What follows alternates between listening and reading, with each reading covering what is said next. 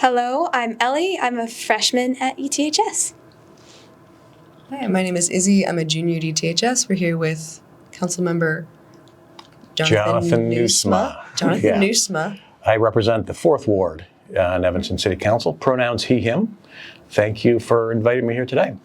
Awesome. We're going to start with a more personal question. Everyone has special traits and gifts they can use to change the world. Think about your skills and strengths. What is your climate action superpower? What is my climate action superpower? I think it's passion for the issue, combined with an approach that seeks to have conversations and is geared towards problem solving, collaborative problem solving. So passionate, collaborative problem solving. There we go. That's the soundbite. Wonderful. So you voted for a resolution declaring a climate emergency. Yes. And immediate mobilization in April of 2022 when it passed the City Council unanimously. Do you think the council has lived up to that declaration? We are in the process of living up to that declaration.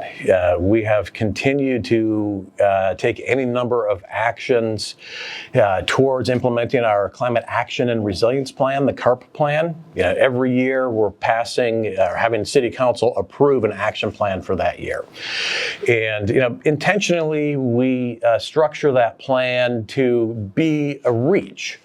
We don't want to just make it so minimal that we can feel good that we've accomplished everything and cross off a handful of things. We are intentionally reaching for maybe a little bit more because we know this issue is so urgent and we know there's so much to do. So while we haven't accomplished every single item every year, we are making a lot more progress than we have in recent years. What do you think the current state is of the Healthy Buildings Ordinance? I am confident that the Healthy Buildings Ordinance will pass this City Council eventually. Eventually. Right now, I'm not sure it's going to happen next week on Monday. I want to make sure that every council member has a chance to participate in the discussion and make sure that all the concerns that various council members are bringing forward are addressed, one way or the other. So this is the collaborative problem-solving part of policymaking, while still being driven by the passion for the issue.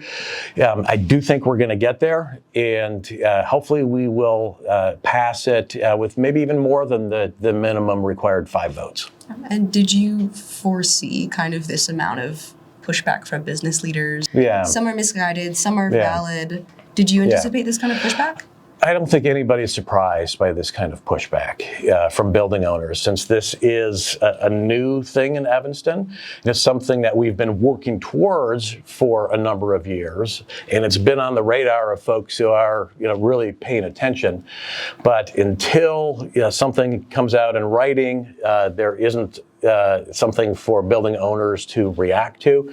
And so it's entirely expected to have some pushback at this stage in the game.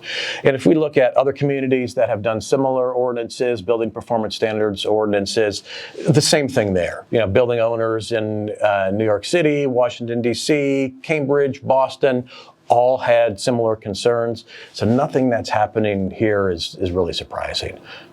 And what was your reaction to the letter that the president of Northwestern, Schill, posted in the roundtable the other week?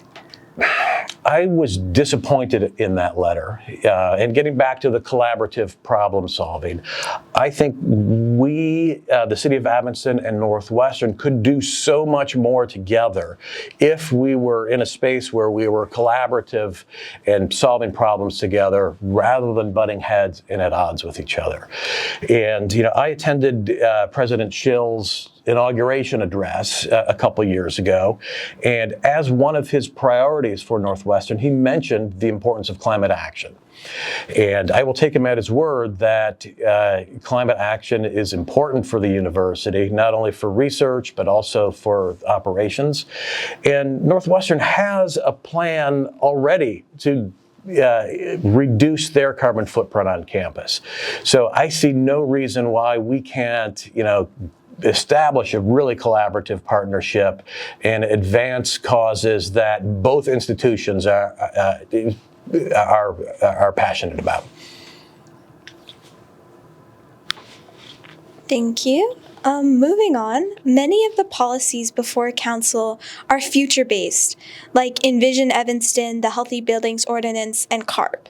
These policies will have a bigger impact on our lives than anyone else, yet youth voices are often drowned out. How will you elevate youth voices if you are reelected? That's a great question and a great point, that a lot of the discourse about local issues does not include the voices of young people. And that's kind of reflected in who votes in local elections. The folks who come out to vote in school board elections and local elections for city council and for mayor tend to skew older. We need to engage younger people because we are in the process of planning a future that you guys are going to inherit. And I want to make sure that youth and young adults are adequately represented in these conversations. That's something that I, as a council member, have to keep in mind. My colleagues should keep in mind. And so the work that you guys are doing here to, elevate the youth voice is really, really important. Thank you. So at the January 13th council meeting, you talked about the history of Evanston's climate commitments and said, I quote, "It's going to start getting a little bit harder. It's going to cost a lot of money." Given a new council and challenges that came up from powerful interests around the HBO and from the administration in DC, how will you work to keep Evanston's commitments if reelected? If I were to do it over, I would have maybe used some different language on that January 13th meeting because there is still some low-hanging fruit left to pick. We have done what we can on a community basis with our community choice aggregation, and that we've made that as easy as possible for Evanston residents to participate and save money while going green. That program doesn't address the buildings 20,000 square feet and above that are the subject of the Healthy Buildings Ordinance. And if I were to do it over again, I would have emphasized that those buildings do have some low-hanging fruit, some high return on investment decisions they can make that will pay for themselves with building efficiency, insulation, weather stripping, basically looking at their energy use intensity. There's a lot they can do that won't cost them money, or if it costs money, it will pay back fairly shortly. So over the next 25 years, we are going to have to replace natural gas infrastructure with electric infrastructure, and that's not going to be cheap. But it's not going to be cheap to maintain and replace the gas infrastructure when it fails anyway. So I want to be mindful of the incremental cost is really what we're talking about, not the total cost. And so taking a long-term view and laying out a plan, or having these buildings lay out a plan for how they are going to reduce their carbon footprint over the next 25 years is really the main thrust of the HBO. And with the new administration, do you foresee a loss of federal funding available to be an issue? I think that is a safe assumption. And at least for the next 4 years, help isn't going to come from Washington, D.C. We are going to have to do this work ourselves here in Evanston and at the local and state level around the country. And does the city have a plan to address that?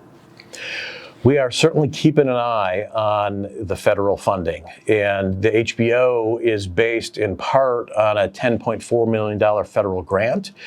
And we're going to need funding of significant amounts if we want to enact the HBO in the way we're currently envisioning. It doesn't necessarily have to come from this federal grant. There are other sources of revenue we should be tapping into anyway. And so we are, going to leave no stone unturned when it comes to looking for revenue sources.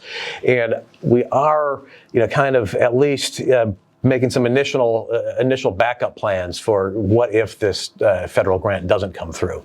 How can we continue to advance the Healthy Buildings Ordinance without that funding? It's something we're working on some backup plans. Thank you. At ETHS, we learn about the value of teamwork through sports and group projects. From these lessons, it's clear that City Council isn't always the best example of teamwork. What can you and your colleagues do to have more productive collaboration as a City Council?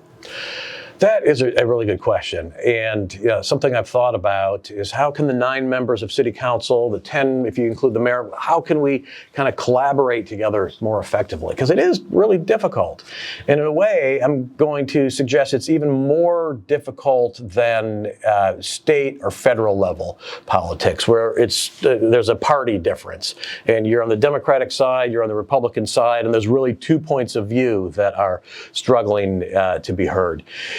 Since Evanston has a nonpartisan city council, there are 9 or 10, if you count the mayor, 10 points of view. And for the most part, we're all liberal Democrats. It's Evanston after all, which makes it maybe even more difficult when we do disagree on some fine detail or some interpretation to come to a consensus. And so what we have done to kind of help the city council process issues is set up things like the referral process, which didn't exist before this council.